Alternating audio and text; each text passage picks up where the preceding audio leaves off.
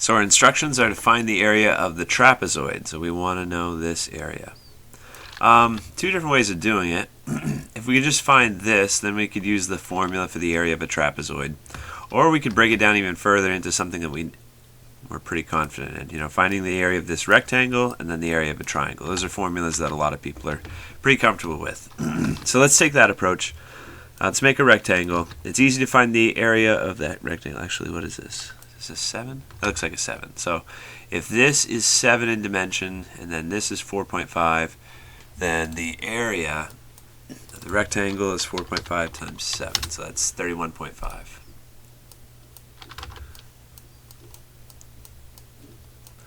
Okay, and now we just need the area of this triangle. So we actually know that this is 4.5. And to find an area of a triangle, you need 1/2 times a base times a height. And the base and the height have to be two line segments that make right angles with each other. So that's what this line does, the one I drew. And when I made this rectangle, you know, it's a rectangle, so it's making a straight intersection here. It's 90 degrees. So the 4.5 could be like the height. This would have to be the base because the right angle is made between these two line segments. We can't do 4.5 times 12.5 times 1/2. That won't work. Okay? But we can use the Pythagorean Theorem to help us find out that missing side. That's the hypotenuse, right? If we draw this line here that makes a right angle on this side, and the side that's opposite of the right angle is the hypotenuse. So the other two sides are your a squared and your b squared. So let's call this x. So we got 4.5 squared plus x squared equals 12.5 squared. A squared plus b squared equals c squared. 12.5 has to be for c in the Pythagorean Theorem. Now we can finish solving. 12.5, we'll square that, multiply it by itself. Whoops. So 156.25 on the right side. And then the left side we got 4.5 squared. It's 20.25.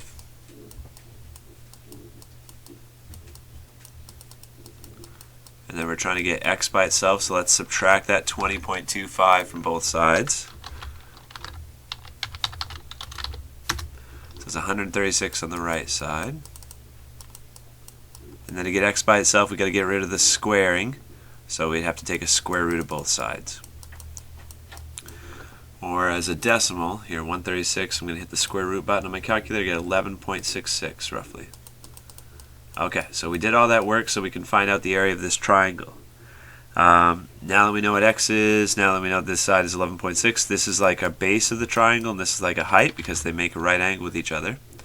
So it's 1/2 for the area of a triangle. It's 1/2 times the base times the height. Notice I kept my decimals there. Let's see, what does it want? It doesn't say.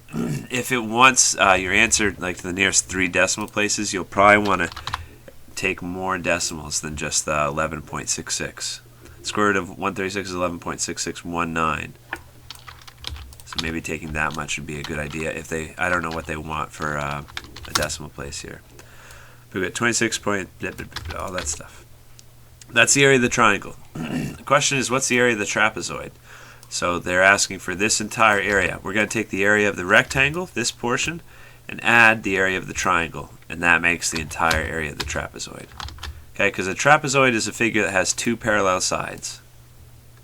There's 4 sides total, 2 of which are parallel. So this is what they mean when they say a trapezoid. So we're adding the rectangle area to the triangle area. So for a final answer,